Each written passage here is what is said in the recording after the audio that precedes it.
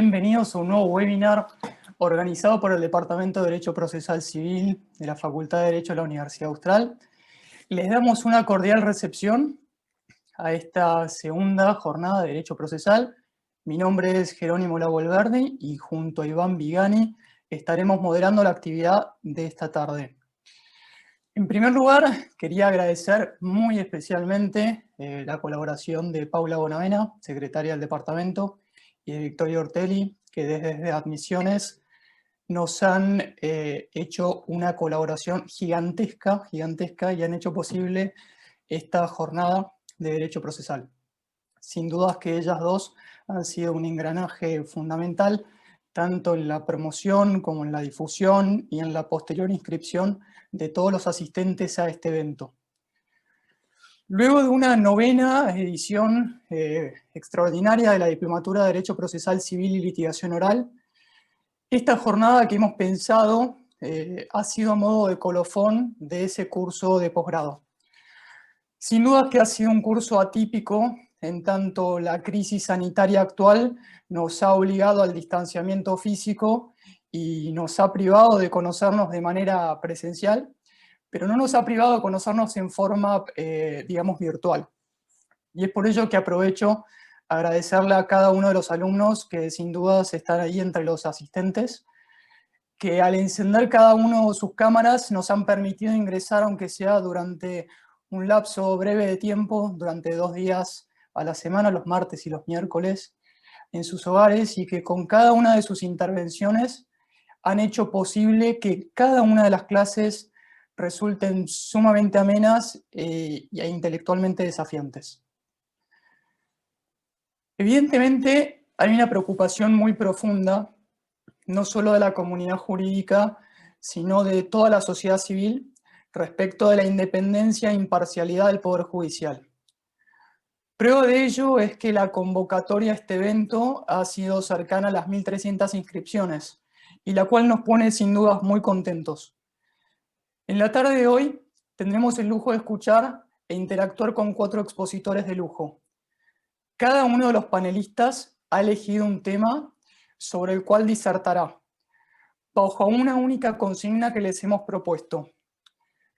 Pensar, en primer lugar, si es necesaria una reforma de la justicia. Y en segundo lugar, si la respuesta anterior es afirmativa, pensar de qué manera podemos hacer posible esa reforma, intentando aportar una propuesta que resulte innovadora. Pero permítame insistir en esta idea. Este es un espacio de reflexión que es plural, pero que también va a ser crítico, o pretendemos que sea crítico, con una sincera vocación de carácter constructivo, con una finalidad muy clara. Apuntamos a elevar la calidad institucional y técnica del Poder Judicial. Ahora sí, y sin más prolegómeno, le cedo la palabra al director del Departamento de Derecho Procesal Civil de la Facultad de Derecho de la Universidad Austral, profesor doctor Gustavo Calviño. Muchas gracias, Jerónimo, gracias Iván y a todo el equipo y a todos los presentes. En 2 minutos me voy a referir al porqué de estas jornadas. En el año 1971, en la ciudad de Sorrento, se hizo un encuentro a efectos de evaluar cómo estaba funcionando el Código Procesal Civil italiano de 1940, conmemorando los 30 años de aplicación del Código.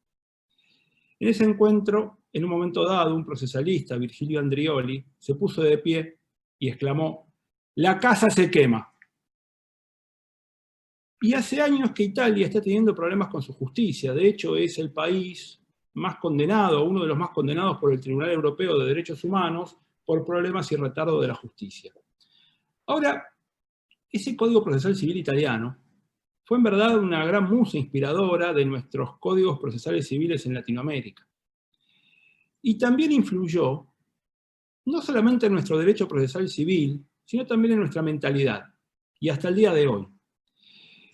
Inclusive, los lineamientos de ese Código Procesal Civil italiano tuvieron una buena acogida, fueron bien hospedados entre nosotros porque veníamos de una tradición inquisitiva bastante arraigada ya desde los antiguos códigos de procedimiento civil españoles que imperaban en la época de la colonia.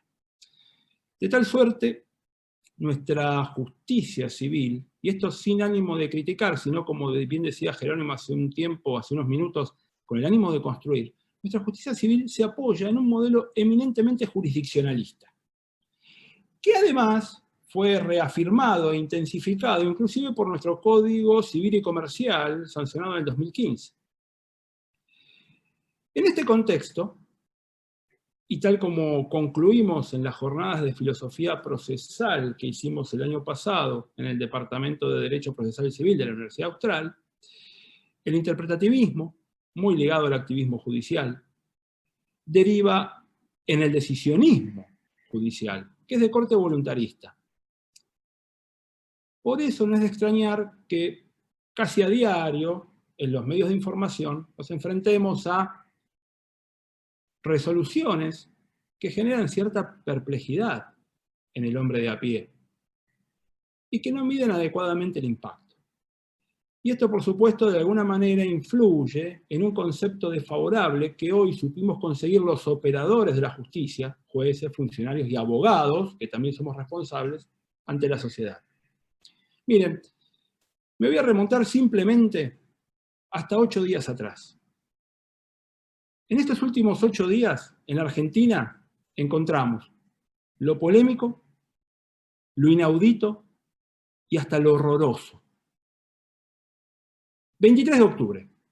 Hay un caso muy resonante aquí en la Argentina, que es el problema de la familia Echevere, allá en Entre Ríos, ¿no?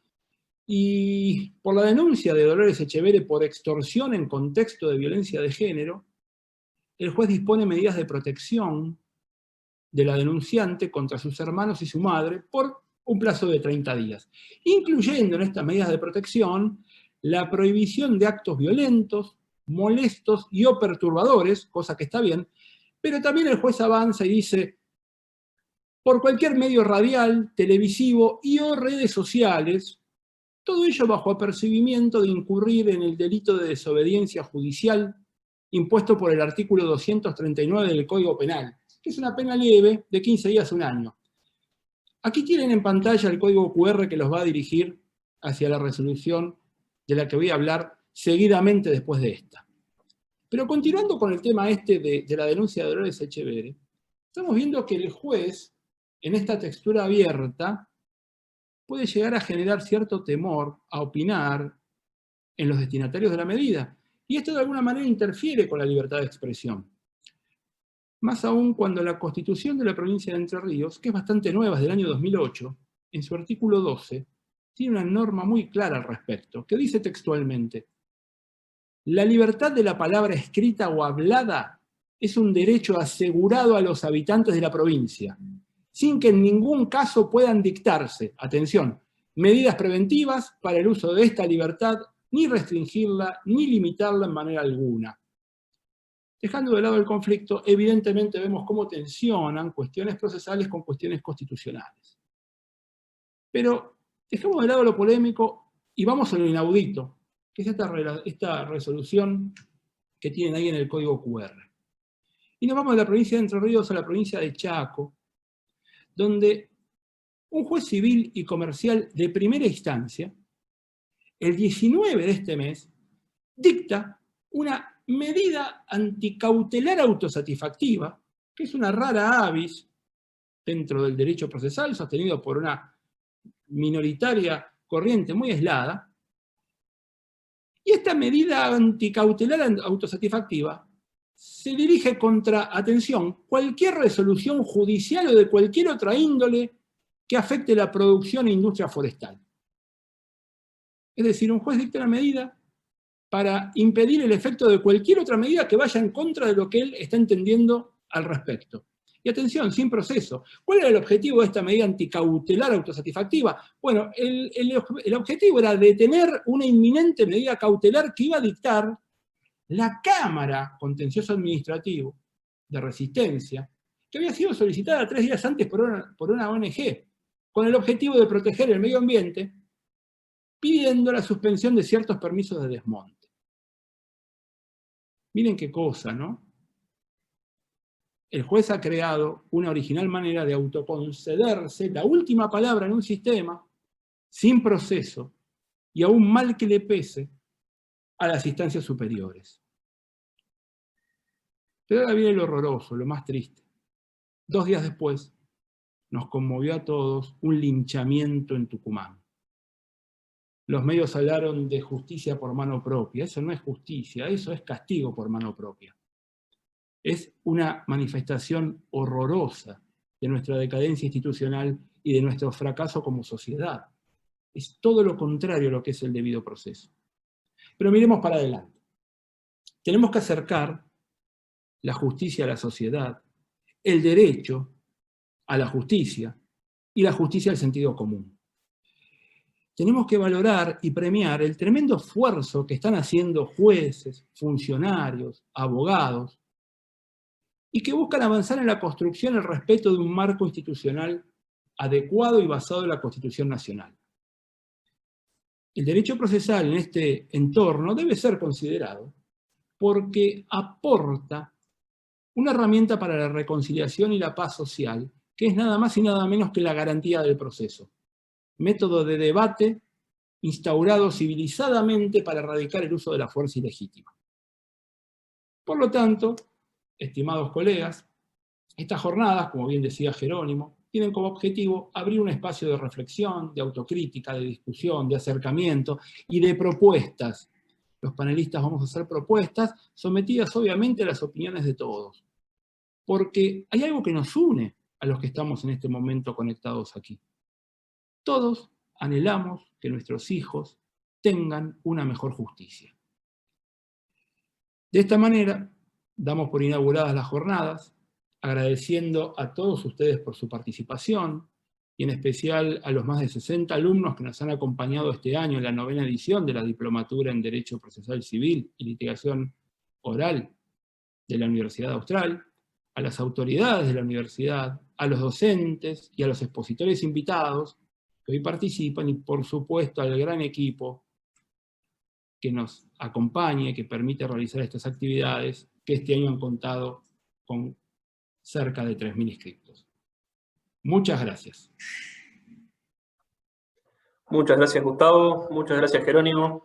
Antes que nada, me gustaría sumarme a los agradecimientos para con Paula y con Victoria, que son indispensables para nuestro departamento.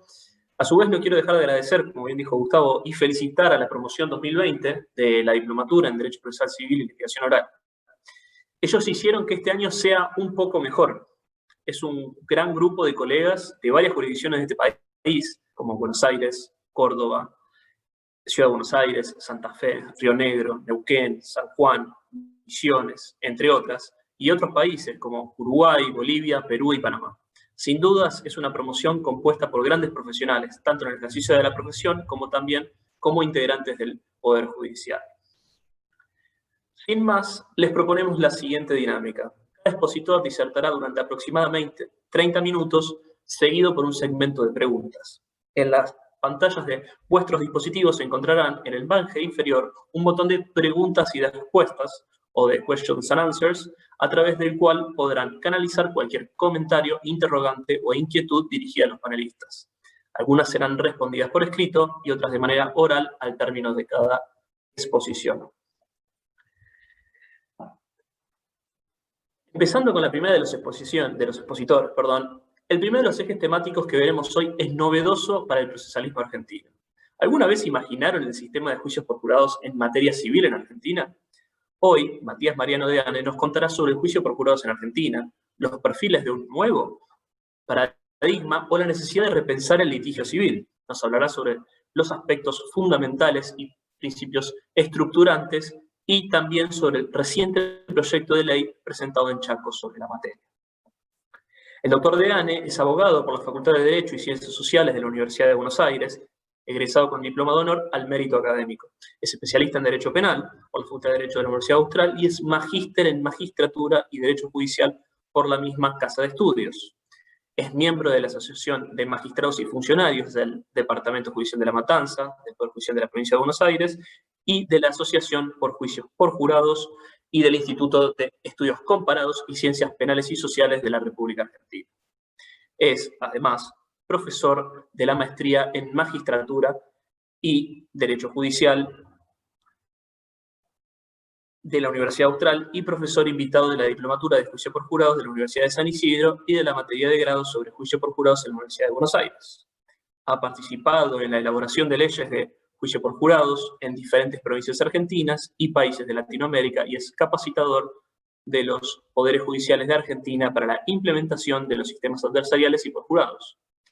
Actualmente es juez del Tribunal Oral en lo Criminal de la provincia de Buenos Aires, donde ha llevado a cabo audiencias de juicio oral unipersonal ante el Tribunal de Jueces Técnicos en Pleno y ante jurados. Adelante, Matías. Muchas gracias. Bueno, ¿qué tal? Buenas tardes. Muchas gracias, Iván. En primer lugar, como corresponde, agradecer al doctor Calviño su generosa invitación y a través de él a todo su equipo, a Iván, a Adriel, a Jerónimo, a Victoria. Y por supuesto para mí que es un honor compartir esta jornada con ellos y también, por supuesto, con los doctores García Mansilla y con el maestro Alvarado Belloso. Yo, bueno, un poco cuando Iván hacía la presentación de este panel, poníamos en signos de interrogación si el juicio por jurado es o no un nuevo paradigma. Lo primero que a mí me interesa cuando hablamos de juicio por jurado, sobre todo en culturas que podemos denominar hostiles a esta idea del jurado, como es la cultura jurídica latinoamericana en general, es afirmar esto, ¿no? Que estamos en presencia, cuando hablamos de jurado, estamos en presencia de todo un verdadero paradigma. Por eso cuando uno habla de leyes de jurado, no, me parece a mí, no tiene que pensar en una ley procesal o en una reforma más de las tantas que solemos tener en nuestros sistemas, sino realmente en la introducción y en la adopción de todo un verdadero paradigma de enjuiciamiento. No descubro nada nuevo, sabemos que en Occidente hay dos grandes culturas jurídicas, las del common law y la cultura jurídica del civil law, más allá que hoy son tanto los vasos comunicantes entre ambos mundos jurídicos que ya se está hablando desde hace un tiempo en realidad de lo que sería el global law, pero en sus orígenes hay dos grandes culturas jurídicas. Nosotros hemos heredado de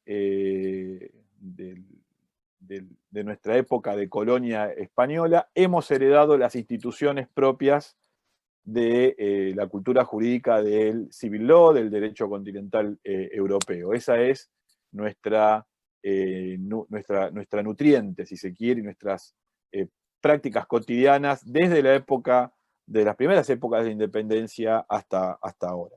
No solamente en el proceso civil, sino también en el proceso penal. Quiero decir, en general, nuestro sistema de enjuiciamiento responde a una lógica, Gustavo hablaba antes de una lógica del sistema inquisitivo, y esa lógica se aplica a todo el ámbito del derecho. Y en esa lógica el juez ocupa un lugar central en el descubrimiento, de alguna manera, de la verdad, en el descubrimiento de los hechos, y de ahí la actividad incluso probatoria que tiene el juez, que resigna un poco su lugar de tercero imparcial para adentrarse en actividad que en principio sería propia de los litigantes. Esto no ha sucedido en el mundo del common law. En el mundo del common law el juez siempre se ha preservado en esta actividad, siempre ha conservado su lugar de tercero imparcial, y han sido los litigantes los encargados, a través del juego dialéctico del litigio, de ir descubriendo la verdad de los hechos. Y además, ayudados o con la colaboración inestimable de un cuerpo de ciudadanos legos que no pertenecen a la estructura estatal, sino que son conciudadanos de las partes involucradas en el litigio, que son los que van a determinar, en definitiva, la realidad de los hechos en el caso del proceso civil, quién triunfe en ese litigio adversarial. Ahora, la pregunta es si este paradigma juradista es algo extraño a nuestra Constitución. Todos sabemos que la Constitución menciona nada menos que en 3 oportunidades el juicio por jurados. Lo hace en el artículo 24, en la parte de derechos y garantías, pero fíjense que este artículo 24, creo yo, no ha sido dimensionado en su importancia. El artículo 24, al decir de la profesora Geli, es un mandato que contiene la Constitución y por el cual el constituyente le dice al legislador: nosotros hemos logrado la independencia política con el proceso de independencia que inicia en la semana de mayo de 1810 y que culmina en el 16 con la Declaración de Independencia. Hemos logrado pacificar el país en alguna medida, hemos logrado darnos nuestro texto supremo, nuestra Constitución. Señores legisladores, logren la independencia normativa. Por eso es que el artículo 24 dice que el Congreso reformará el derecho en todas sus ramas y establecerá el juicio por jurados. Creo yo, parece claro, que el ideal que había era el de romper con las tradiciones jurídicas y con las instituciones jurídicas del virreinato, de la colonia, era romper también con esas instituciones jurídicas que se heredaban de España. Después lo repite en el artículo 75, cuando habla de las facultades del Congreso, y ya sí en materia específicamente penal, en el 118, cuando dice que todos los casos criminales se resolverán por jurados, y acá sí pareciera que habla de un jurado específicamente penal. Pero si uno apela al principio de congruencia del legislador, y más en una Constitución, creo yo, deberíamos concluir que sería poco probable que el legislador prevea, que el constituyente, perdón, prevea el juicio por jurados solamente para el fuero penal, y que deje reservado un sistema de enjuiciamiento de tipo inquisitivo para las otras ramas del derecho. Pareciera antes bien que si uno analiza estas disposiciones constitucionales y recuerda el mandato que tiene el artículo 24, pareciera que los constituyentes querían romper con ese modelo de enjuiciamiento inquisitivo. Entonces, la Constitución argentina, desde 1853 a la fecha, contiene, y salvo con la llamada reforma del 49, que lo abolió, siempre contuvo 3 cláusulas expresas que hablan de juicio por jurados. Todos los antecedentes a la Constitución, los documentos de importancia me refiero, contenían al juicio de jurados como sistema de enjuiciamiento. Fíjense que ya lo encontramos en el decreto de imprenta de octubre de 1811, un año y medio prácticamente después de la Semana de Mayo, que ya contenía una cláusula de juicio por jurado, donde establecía que para juzgar casos de imprenta se iban y evitar la arbitrariedad en la atribución jurídica de los hechos y en la consecuencia, se iba a integrar un jurado compuesto por una nómina formada por lo menos 50 vecinos notables ajenos a la administración del Estado. Ya acá encontramos quizás la nota más característica del juicio, o una de las notas más características del juicio por jurado, que es esta idea de que el órgano no pertenece al aparato estatal, es un cuerpo extraño a los agentes del Estado, a diferencia de lo que sucede con los jueces profesionales que pertenecen, como todos sabemos, a una de las ramas del Estado. 1811.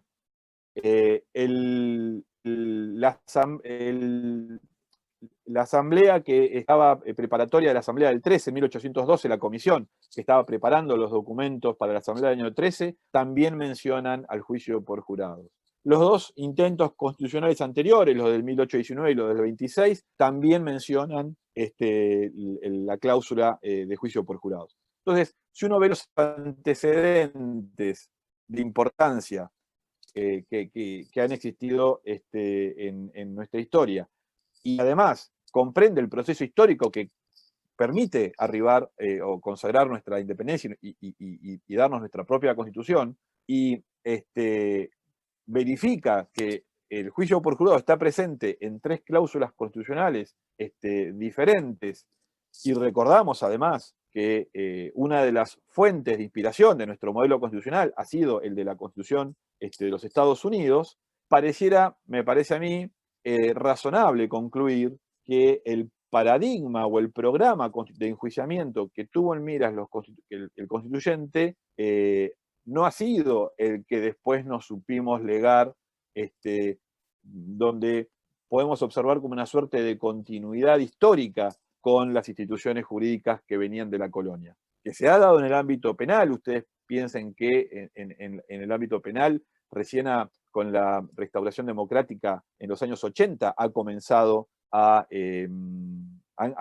sancionarse en distintas provincias, principalmente a menor velocidad en el ámbito nacional, códigos acusatorios, y ahora también las provincias tomando la delantera con ya directamente la instauración del juicio por jurados.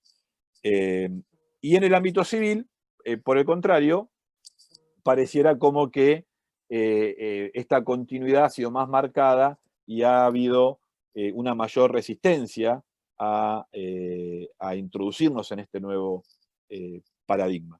Y yo no puedo dejar de mencionar en estas tensiones entre lo que nuestros constituyentes programaron y los que nuestros legisladores han conseguido, no puedo dejar de mencionar la famosa polémica, nada más ni nada menos que entre Alberdi y Sarmiento, entre Alberdi y Vélez Sarsfield, cuando Alberdi le recrimina a Vélez que su proyecto de código civil, que es el que ha regido hasta hace unos años en Argentina, no era respetuoso del ideario de la Constitución Nacional, y que por el contrario respondía en sus orígenes, en su fuente de inspiración, a sistemas inquisitivos y totalmente distintos al que nuestra Constitución quería seguir. Entonces, por eso yo me permito, si se quiere, poner entre signos de interrogación esto de si este paradigma es nuevo o por el contrario es un paradigma que siempre estuvo ahí, y que sin embargo, por motivos seguramente políticos y también culturales, no hemos explorado suficientemente. Cuando nosotros hablamos del jurado, estamos hablando de una institución o de un sistema que tiene una densidad que creo yo, y que a nosotros, de nuevo en cuanto a tributarios de una cultura jurídica del civil law, nos cuesta dimensionar. La institución de jurado moderno es una institución que tiene por lo menos 800 años de historia. Sin embargo, encontramos notas distintivas del juicio por jurados en Grecia y en la Roma republicana. Allí ya encontramos algunas de las notas distintivas del juicio por jurados que hoy en día rige en gran parte de Occidente. Y a mí me parece que esta densidad de la que hablo la podemos agrupar en 3 núcleos, en 3 dimensiones. Hay una dimensión política del juicio por jurados. El jurado no deja de ser una institución política, no solamente porque es el modo de enjuiciamiento que una sociedad resuelve darse para sí, sino además porque está muy emparentado con la participación ciudadana y con el concepto de república. El jurado es una institución política. Entonces es una decisión política la de adoptar un sistema juradista. Después tiene una dimensión muy, muy, muy fuerte en lo que es la legitimación, o la legitimidad, mejor dicho, de la decisión judicial.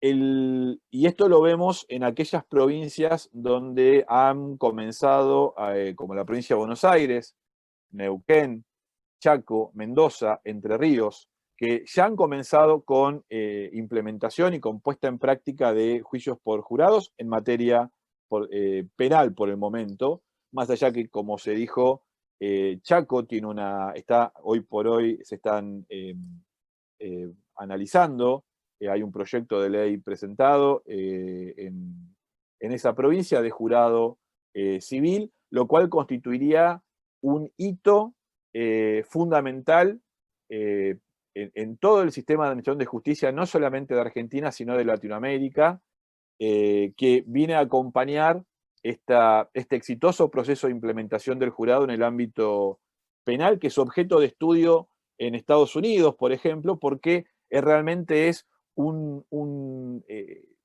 investigadores norteamericanos están muy asombrados de cómo un país con una cultura tan hostil al jurado ha podido implementar del modo en que se ha implementado el jurado en estas tierras.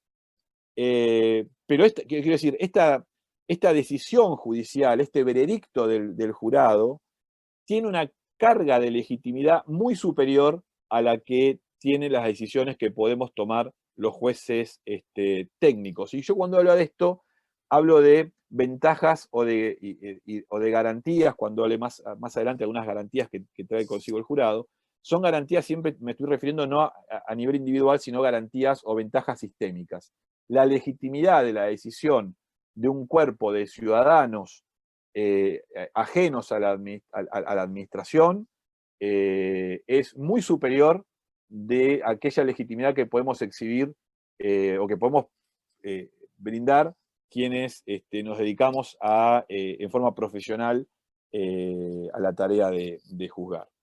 Y una tercera dimensión que me parece también muy importante es la dimensión o mejor dicho, la virtud del concepto de democracia deliberativa, y acá digamos, traigo un poco a las ideas de Nino, ¿no? El jurado garantiza mucho mejor que el sistema de justicia profesional la debida deliberación. Nosotros, no voy a descubrir nada, estamos viendo cómo en los últimos tiempos, pero quiero decirlo esto como un proceso histórico, los órganos colegiados han perdido en gran medida la capacidad de tener deliberaciones ricas. Cámaras de apelaciones, lo estamos viendo inclusive, me parece a mí, en la Corte Suprema de Justicia de la Nación, donde muchas veces no existe una real deliberación, sino que lo que hay es un orden de circulación de votos acumulativos, y muchas veces vemos tribunales donde alcanzada la mayoría necesaria, 2 votos, el tercer integrante del tribunal muchas veces ni siquiera vota, aún con una postura minoritaria.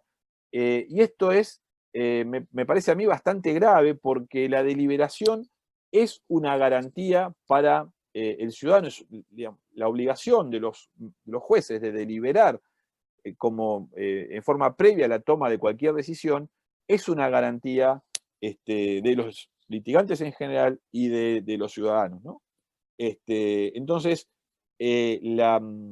la deliberación en un sistema de jurados es muy superior a la posibilidad de deliberación de jueces técnicos. Y esto de nuevo es una garantía sistémica. Y con esto me voy a referir a cuáles son estas características fundamentales que tiene el juicio por jurado, el juicio por jurado tradicional, el common law, ese juicio por jurado que traía la Constitución, o que trae la Constitución como en su ideario. Esta deliberación, esta intervención, esta participación popular en la administración de justicia se hace a través de una serie de instrumentos que racionalizan la intervención del jurado. No es que el jurado, y hay estudios empíricos que demuestran y avalan esto, no es que el jurado resuelve a tontas y a locas, o resuelve lo que le parece. Hay toda una estructura de racionalización en la decisión que va a tomar el jurado. ¿Cuáles son estas notas características que tiene el jurado y que garantizan de alguna manera esto que estoy diciendo? En primer lugar, el número. El jurado es un panel de 12 personas. Las leyes de jurado de Argentina tienen una particularidad que está también siendo estudiada con muy buena receptividad por sociólogos y por los abogados que se dedican a hacer estudio de campo y empírico sobre jurado, que es que tienen paridad de género. Esto es una particularidad de las leyes de jurado de Argentina. Todas las leyes de jurado de Argentina, también el proyecto de ley de jurado civil de Chaco, contempla que el panel de 12 jurados está integrado en partes iguales por hombres y mujeres. En el caso de Chaco también, al igual que la ley de jurado penal, contiene una cláusula de participación de los pueblos de los aborígenes. En el caso que uno de los litigantes pertenezca a alguna comunidad aborigen, Cuon, Wichí y Mocoví, la mitad del jurado tiene que pertenecer a esa comunidad aborigen, también con paridad de género. Y en el caso, dice el proyecto de ley de Chaco, que ambos litigantes pertenezcan a la comunidad aborigen, los 12 integrantes del jurado tienen que ser de esa comunidad. Pero quiero decir, esto es una particularidad muy elogiada, reitero, que tienen las leyes de jurado argentinas, pero como nota general, los jurados son 12. Y esto posibilita que el panel de jurados esté integrado por un número muy representativo de la sociedad.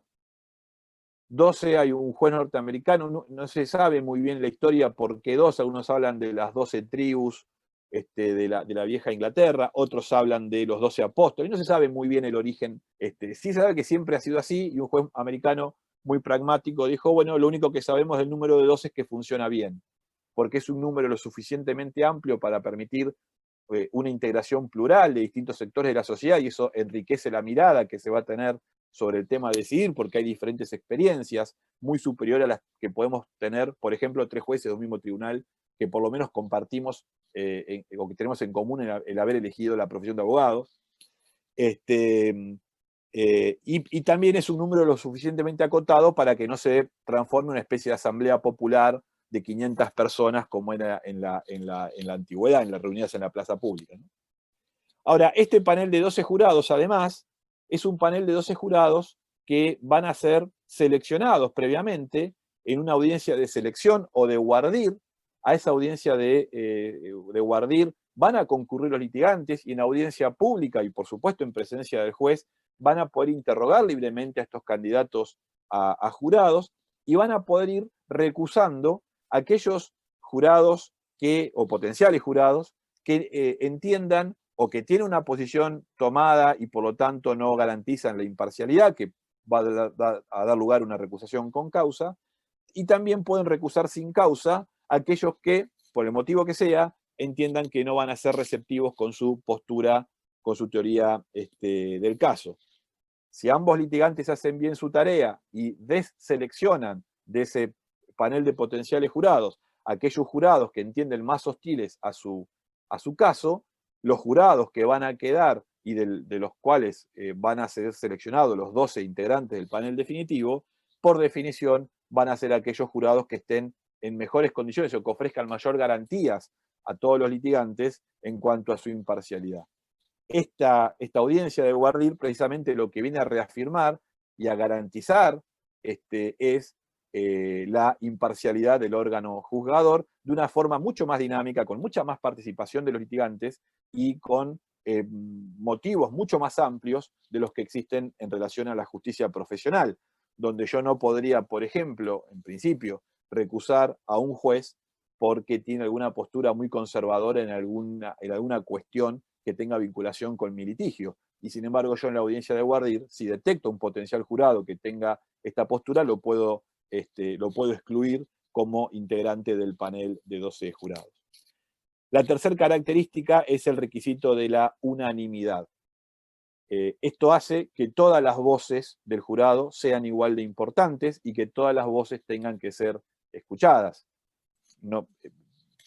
Podemos recordar un clásico del cine, 12 hombres en pugna, si bien es en un caso penal, pero quiero decir, los que han visto esa película, acuérdense, al principio 11 integrantes del jurado ya tenían una decisión tomada y había uno que no estaba de acuerdo, y eso obliga a la deliberación, que es muy superior también a la que pueden existir en los tribunales colegiados, donde con 2 votos por sobre 1, ya la decisión se puede tomar sin ningún tipo de problemas. Entonces, requiere unanimidad.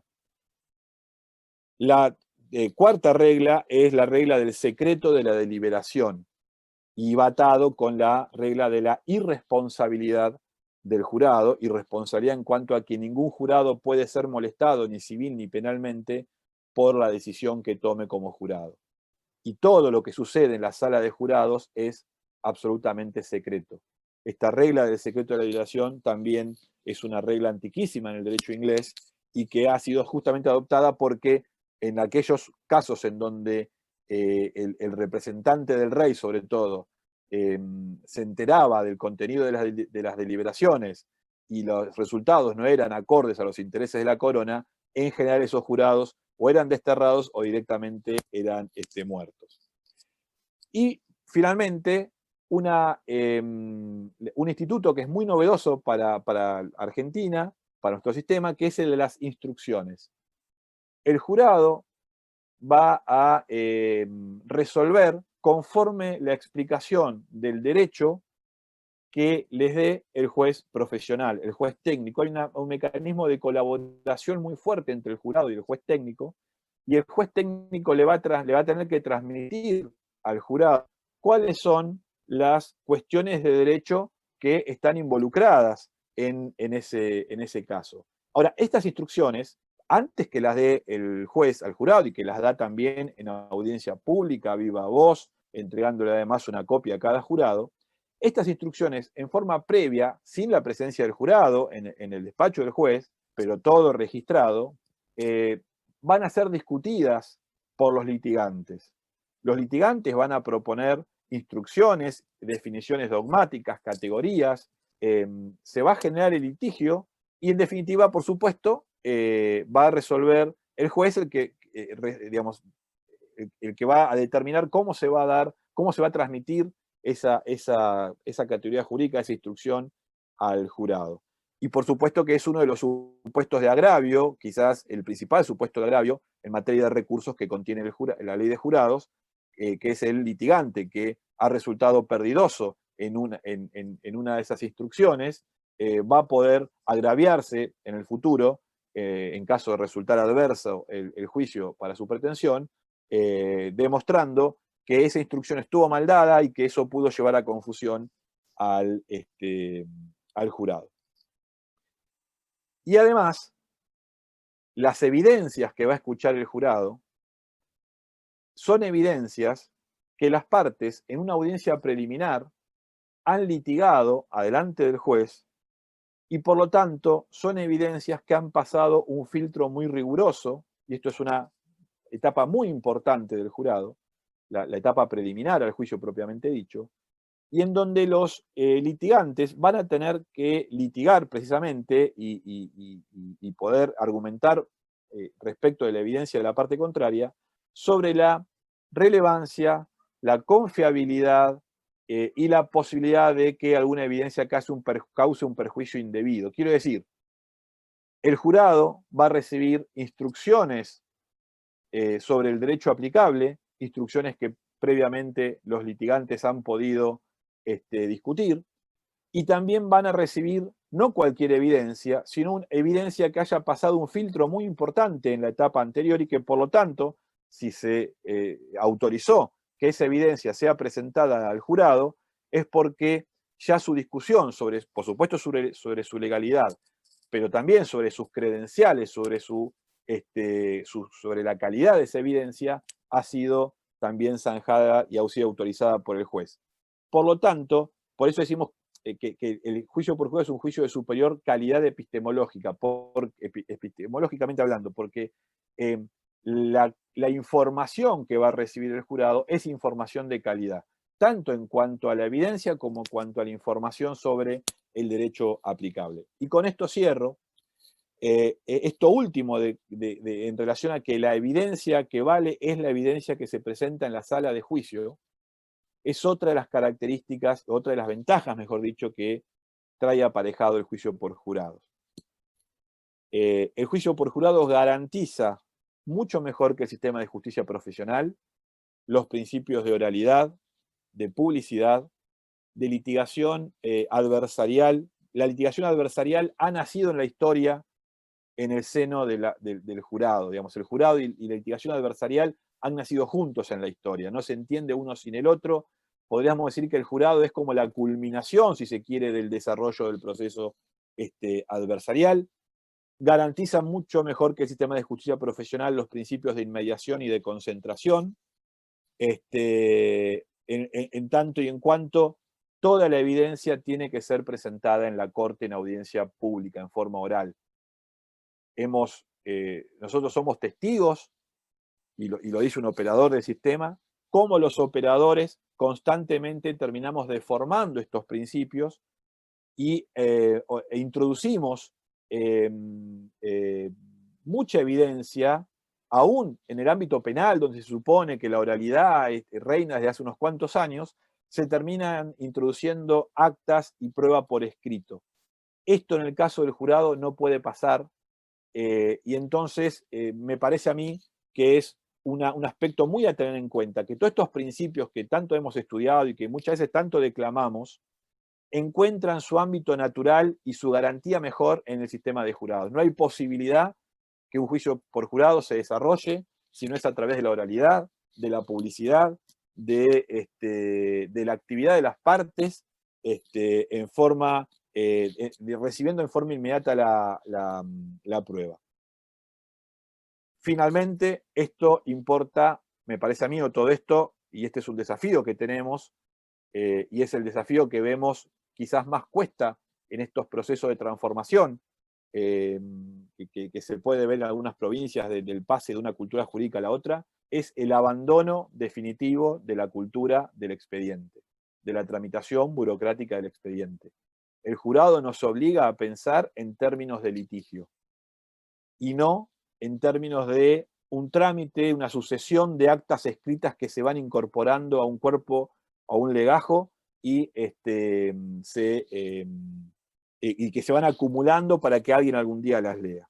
Esta cultura del expediente, que es propia del sistema inquisitivo, tiene que ser abandonada, y es quizás lo que más cuesta. La ley de Chaco es respetuosa, el proyecto de ley de Chaco es respetuoso contiene todas estas notas características del jurado, y por supuesto que se está pensando, quizás no para todos los casos, sino para supuestos de responsabilidad civil extracontractual cuando se alcance determinado monto en la demanda, que supere cierto monto. Un accidente de tránsito difícilmente puede ir a jurado, para supuestos de derechos individuales homogéneos y para supuestos de derechos colectivos. Y también en los supuestos de responsabilidad civil extracontractual, con independencia del monto, cuando la trascendencia o la importancia del asunto pueda ir por encima del interés de las partes. Ejemplo, una demanda por noticias calumniosas, en tanto y en cuanto está en juego la libertad de imprenta, de prensa, perdón, podría, con independencia del monto reclamado, podría también ventilarse ante un jurado. Se está pensando el jurado para estos casos, y no, por supuesto, por lo menos al principio, y no, por supuesto, para todo el universo posible de casos civiles y comerciales. Bueno, de nuevo, espero que haya generado por lo menos algunos disparadores. La idea era esa de esta charla, era generar alguna discusión para sacudirnos un poco esta cultura que tenemos nosotros y empezar a pensar quizás otras posibilidades. Muchas gracias. Muchas gracias, Matías. Excelente. Tengo unas preguntas que nos fueron llegando para hacerte, así que voy con la primera de Natacha Gueduilo. Y la pregunta es, ¿el juicio por jurados es un paradigma o una garantía constitucional? ¿Un derecho que todos los ciudadanos tenemos y estamos facultados para ejercer aun cuando las leyes procesales no lo regulen? Bueno, yo diría, tiene los dos aspectos. Por eso yo hablaba de las 3 dimensiones del juicio por jurados. Por supuesto que es una garantía individual. De hecho, en el artículo 24 está en la parte primera de la Constitución. Pero también es un programa de gobierno, digamos. Es la forma en que un Estado resuelve cómo administrar su servicio de justicia. Y en ese aspecto, creo que excede también, de alguna manera, la consideración del jurado como mera garantía individual. Y si uno piensa en los jurados, en la ley de jurados civiles que está analizando la provincia del Chaco en estos momentos, pareciera que un poco habla de esto, ¿no? De aquellos casos en donde se trascienda quizás el mero interés individual de la consideración como el jurado como garantía individual, sino como sistema por la cual una sociedad resuelve administrar sus conflictos. Muy bien, gracias Matías. Y tengo una última pregunta que es compuesta. La pregunta es, ¿qué resultado arroja el juicio por jurados en provincia de Buenos Aires? ¿Condenan menos o condenan más? Y, aparte, ¿el juicio por jurados cuánto tiempo insume? ¿Es más lento que lo que tenemos actualmente? Bueno, me dio un gran pie esa pregunta para llevar algún tipo de tranquilidad en el sentido de que, y lo dice un juez de la provincia de Buenos Aires, así que me hago cargo de lo que digo, si el juicio por jurados funciona en la provincia de Buenos Aires, puede funcionar en cualquier ámbito y en cualquier materia, porque realmente si hay un ambiente difícil para una litigación de este tipo, es el de la provincia de Buenos Aires por innumerables circunstancias, desde edilicias hasta presupuestarias. Hay un prejuicio, o había, mejor dicho, pues ya la realidad fue desterrando este prejuicio, que es que los jurados en el ámbito penal iban a condenar a todo el mundo, una especie de sede de venganza, revanchismo. Paradójicamente estaba el prejuicio contrario, que los jurados no se iban a querer comprometer e iban a absolver a todo el mundo. La realidad indica que ni una cosa ni la otra. En definitiva, los jurados son 12 seres racionales, igualmente racionales que los abogados, digo. Entonces, y la decisión la toman como seres racionales que son. Los porcentajes de condena y de absolución son parecidos, aproximadamente son 70-30, 70 condena, 30 absolución. Son un poco superior las absoluciones a las que se llegan en caso de justicia profesional, pero es el mismo porcentaje que, por ejemplo, existe en Estados Unidos. Además hay una particularidad en el caso de la provincia de Buenos Aires, que es que el acusado puede renunciar en forma unilateral al jurado, con lo cual se supone que si el caso fue al jurado, es porque el abogado defensor tenía buenos motivos para pensar que tenía un buen caso para litigar, y eso quizás explique también un poco el porcentaje quizás un poco más elevado de las absoluciones. Pero lo llevo al ámbito civil. En Estados Unidos también existía el prejuicio, y uno de los mitos del jurado es que siempre el actor se le da la razón al actor y que las indemnizaciones son muy superiores las que impone el jurado que las que imponen los jueces profesionales. Sin embargo, hay estudios que se han hecho en Arizona en el año 2000, hay estudios de la época de 1990 que estudiaron algo así como las 70 circuitos judiciales más poblados de Estados Unidos, y el actor había triunfado en el 51% de las demandas solamente que se tramitaron ante jurados. Con lo cual vemos que también en el ámbito civil es muy equilibrada la resolución de los casos. No se ha visto irracionalidades en este aspecto, ni en Provincia de Buenos Aires, ni en Neuquén, ni en Mendoza, ni en Chaco. En ese sentido, la experiencia ahora sí lo podemos afirmar, lo que antes se afirmaba desde la teoría, ahora tenemos algunos datos empíricos para respaldar esto de que el jurado es un excelente determinador de los hechos y un muy racional determinador de los hechos. Gracias por la pregunta, por la respuesta, doctor. Vamos con una pregunta más. En la eventual reforma civil, para el caso que se dé la opción, ¿quién debería elegir el proceso por jurados, el actor o el demandado? No, en la ley de Chaco, lo que lleva el caso a jurado es el monto contenido en la demanda. Por supuesto que hay toda una, digamos, se entra con mucho detalle, pero hay toda una etapa previa, preliminar, donde pueden oponerse algunas excepciones y en definitiva el que decidirá es el juez. Pero contra la decisión del juez que desestima el juicio abreviado, perdón, el juicio por jurados, hay una instancia de revisión ante la Cámara, con lo cual es una decisión que toma el juez, pero que es una decisión controlada por instancias superiores. Muy bien, muchas gracias, doctor. Le agradezco su exposición de hoy y le cedo la palabra a Jerónimo para continuar con la jornada. Muchas gracias. Gracias a ustedes.